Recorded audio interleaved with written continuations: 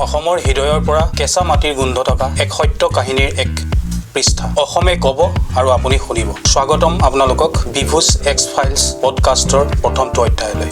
আমাৰ লগত আছে আজি এনে এজন অতিথি যিজনে মানুহৰ জীৱনৰ শেষ আৰু নতুন আৰম্ভণিৰ মাজত বহুত ৰাতি উজাগৰে কটাইছে। ডক্টৰ প্ৰণৱ শইকীয়া, ঔষধ ৰোগ বিশেষজ্ঞ।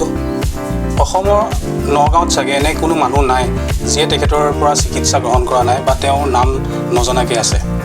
আমি অত্যন্তই সুখী তেখেতক আমাৰ পডকাষ্টৰ মাজত পাই। এই পডকাষ্টটোত তেখেতে অকল ঔষধ চিকিৎসা বা মানুহৰ জীৱনৰ ৰোগৰ কথাই নকয়, তেখেতে আমাক জনাব তেখেতৰ অভিজ্ঞতা, তেখেতৰ জীৱনৰ হাঁহি কান্দোন দুখ এই সকলোবোৰ, আৰু এনেকুৱা কিছুমান মুহূৰ্তৰ কথা জনাব য'ত তেখেতে তৎক্ষণিক সিদ্ধান্ত ল'ব লগা হয় আৰু য'ত ইনভলভ থাকে মানুহৰ জীৱন আৰু মৰণৰ প্ৰশ্ন। আহকচোন এই যাত্ৰাত আমি তেখেতৰ লগত আগবাঢ়োঁ।